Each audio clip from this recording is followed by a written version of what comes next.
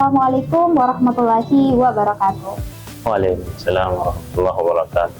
Alhamdulillah, Rabbi shrah li sadri wa yassir li amri wahlul 'uqdatam min lisani yafqahu qawli. Puji syukur kehadirat Allah Subhanahu wa taala. Salawat serta salam tak lupa pula kita kirimkan kepada baginda Rasulullah sallallahu alaihi wasallam. Allahumma shalli wa barik alaihi. Sahabat bisalah Ramadan yang berbahagia pada hari ini. Tidak terasa kita sudah hampir di pertengahan bulan Ramadan. Dan semoga sampai pada saat ini kita masih tetap bersemangat untuk mengumpulkan amal-amal ibadah. Amin. Sahabat, bisalah Ramadan yang diridhoi Allah. Alhamdulillah pada hari ini kita kedatangan narasumber yang akan berbincang-bincang dengan kita. Jadi langsung saja kita undang narasumber kita, Ustadz Syarifuddin.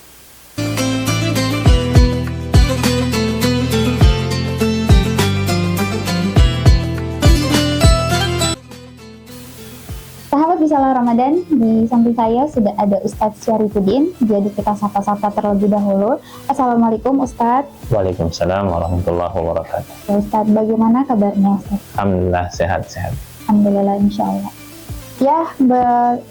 Jadi sahabat bisalah Ramadan, pada hari ini atau pada sore hari ini kita akan membahas tema yaitu memakmurkan masjid. Sebagaimana kita sekarang berada dalam bulan Ramadan atau ya kita berada dalam bulan Ramadan yang tentu masjid itu sangat ramai. Jadi sebelum itu saya mau mengizinkan dulu kepada Ustadz Syarifuddin mungkin memberikan sedikit pengantar materinya. Kepada Ustadz saya persilahkan. Baik, terima kasih. Assalamualaikum warahmatullahi wabarakatuh. Alhamdulillah wassalatu wassalamu ala rasulillah wa ala alihi wa sahbihi ajma'in. Alhamdulillah kita bersyukur pemirsa bisalah Ramadan yang dirahmati Allah Subhanahu wa taala. Allah mudahkan kita untuk hadir kembali di sore menjelang buka puasa kali ini dengan satu tema yaitu tentang memakmurkan masjid. Bapak Ibu sekalian, kata masjid di dalam Al-Qur'an itu setidaknya Allah ulangi sebanyak 28 kali. Iya.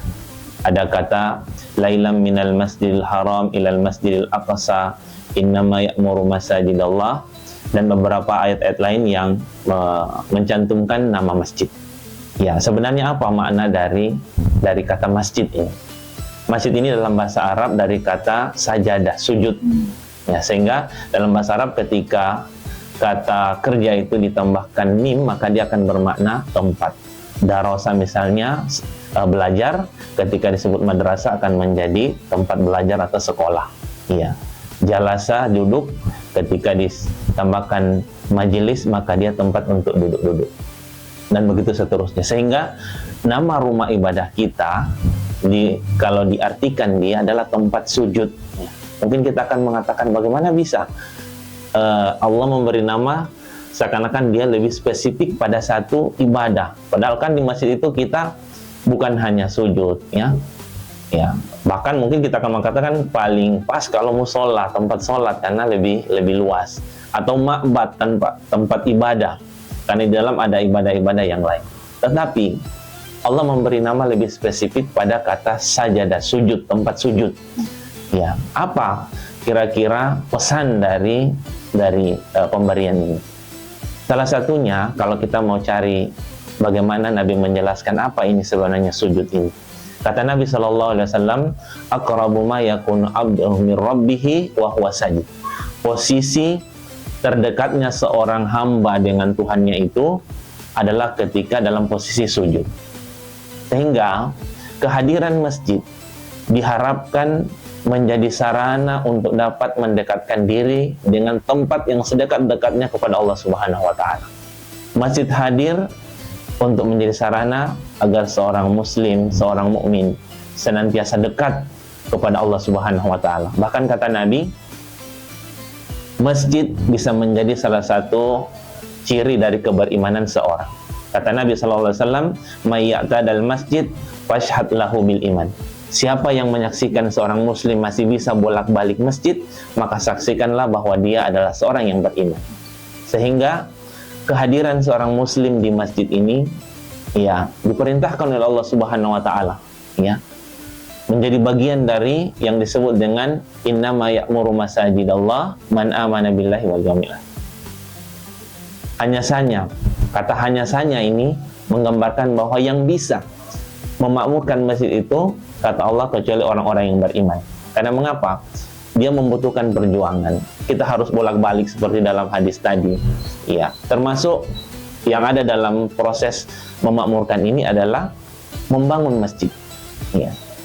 Nabi SAW itu masih dalam perjalanan proses hijrah dari Makkah menuju Madinah.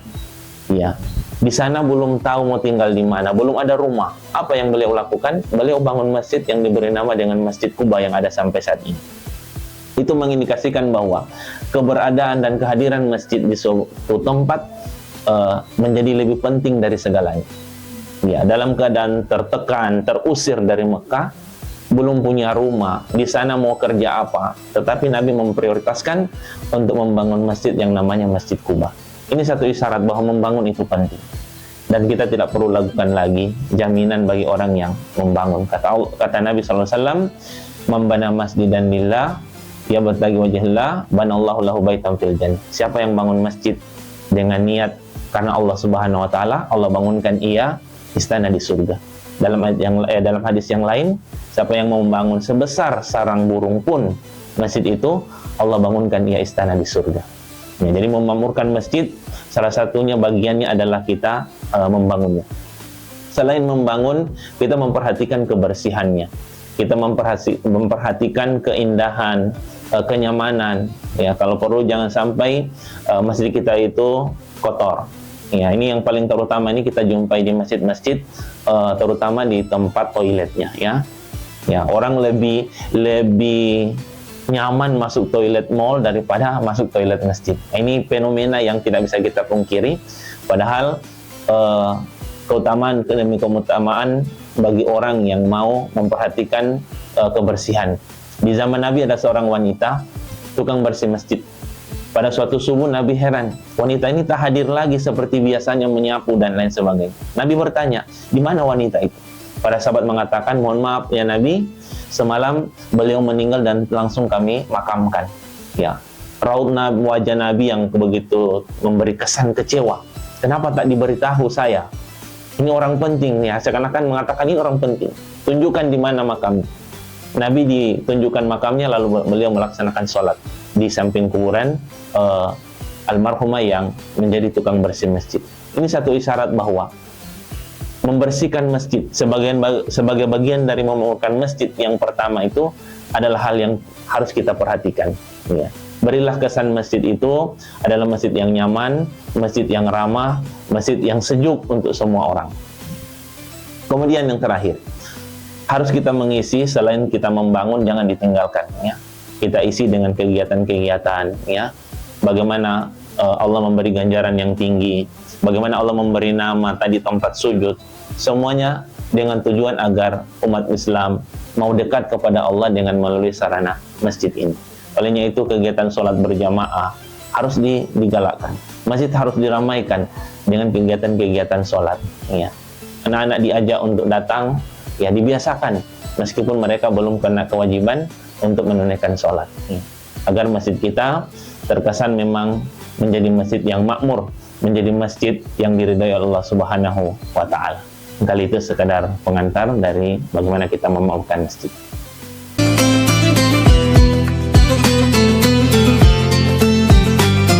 Ya, Masya Allah, sahabat Bisalah Ramadan, pengantar materi dari Ustadz Syarifuddin. Jadi salah satu memakmurkan masjid yaitu dengan membersihkan, dengan membuat masjid itu nyaman, rapi, dan juga mengisi kegiatan-kegiatan yang positif seperti sholat jamaah ataupun kegiatan-kegiatan majelis di dalamnya. Jadi Ustadz, saya punya pertanyaan lagi gitu, terkait tadi Ustadz sempat singgung dengan membangun masjid salah satu salah satu cara memakmurkan masjid.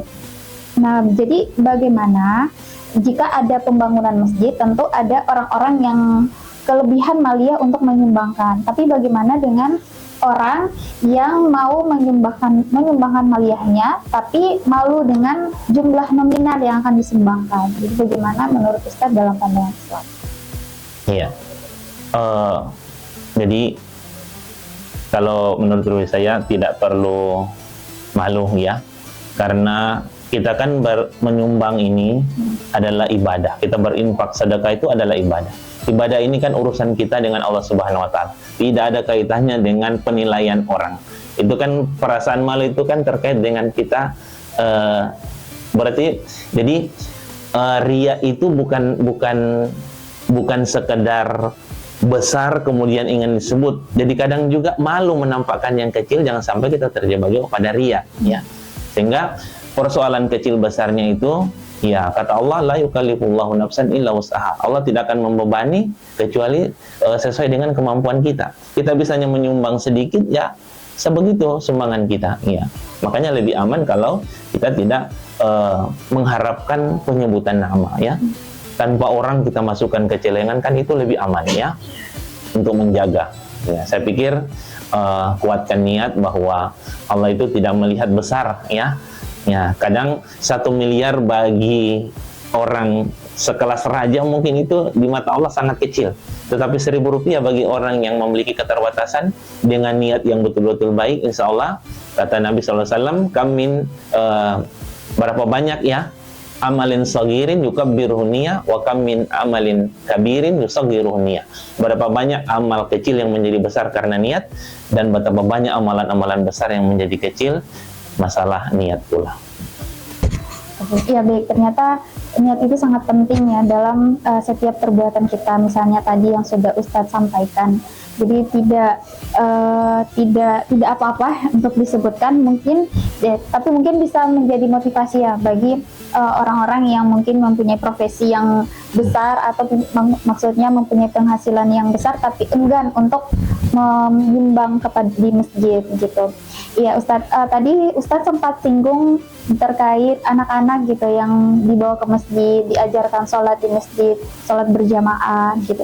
Nah Ustadz ini kan sedang di bulan Ramadan, tapi di luar bulan Ramadan juga banyak anak-anak yang kemudian datang ke masjid untuk sholat berjamaah. Tapi banyak fenomena yang terjadi, ada anak-anak misalnya yang masih kecil atau masih tingkatan TK atau masih SD, itu kan yang belum serius ya, belum, maksudnya masih bermain-main untuk sholat. Jadi bagaimana menurut Ustadz dan juga dalam pandangan Islam ketika kita itu mengajak anak-anak datang di masjid begitu? Karena yang terjadi saat ini ketika ada anak-anak yang bermain ya dalam waktu sholat itu dimarah gitu, bahkan ada yang sempat dipukul begitu. Jadi bagaimana itu Ustadz? Iya, terima kasih. Jadi memang anak-anak ini memang bukan di masjid saja, dimanapun tempat dan dimanapun itu memang fitrahnya, bawaannya akan dominan main ya. Jadi saya pikir tidak ada masalah, karena memang fitrahnya seorang anak itu dia akan berpikir untuk main ya. Dimanapun dia belum mengerti bahwa ini tempat ibadah ya. Jadi yang masalah ini kalau orang dewasa yang main. Nah, selama itu anak-anak, itu adalah tingkat kewajarannya. Mau didiskusikan dengan psikolog apapun, ya meskipun anak-anak ini, kalau saya ibaratkan dia bagaikan burung. Bagaimana cara memegang seekor burung? Kalau burung itu kita terlalu genggam erat, bisa membahayakan nyawa burung. Kita lepas, dia bisa terbang bebas. Jadi tetap ada pembinaan, tetap ada teguran ya.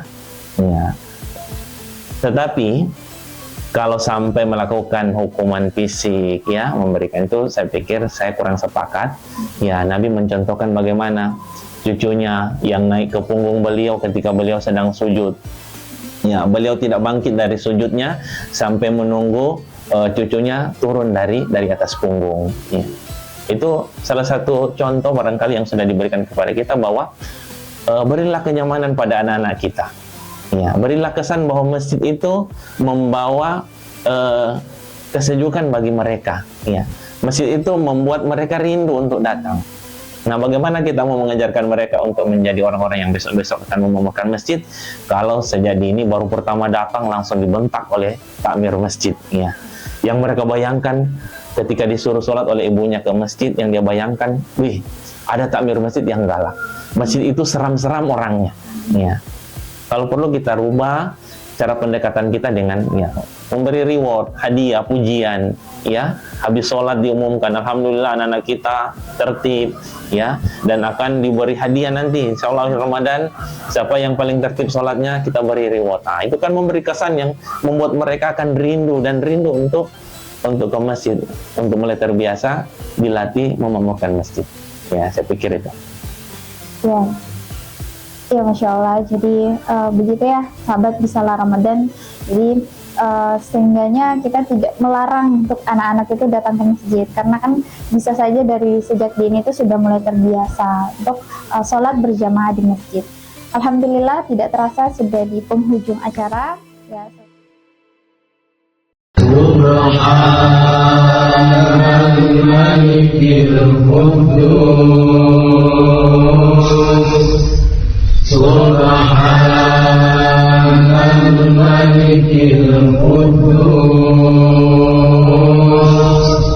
Subhanal Malikil Quddus, Subuhun Quddusun Rabbuna Rabbul Malaikati War-Ruh, Subuhun Quddusun Rabbuna Rabbul Malaikati War-Ruh, Subuhun Quddusun Rabbuna Rabbul Malaikati War-Ruh. Asyhadu an la ilaha illallah, astagfirullah. Nas'aluka al-jannata wa na'udzu bika minan nar. Asyhadu an la ilaha illallah, astagfirullah.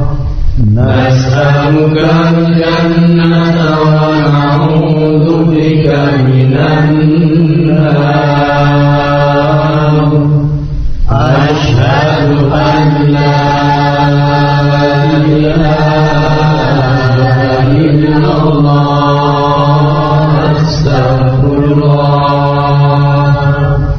Nas'aluka al-jannata wa na'udzu bika minan nar.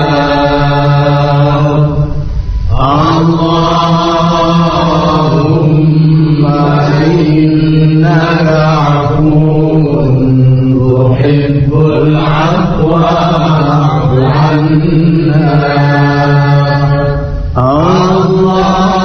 Allahumma innaka afuwwun tuhibbul afwa fa'fu 'anna. Allahumma innaka afuwwun tuhibbul afwa fa'fu 'anna ya karim.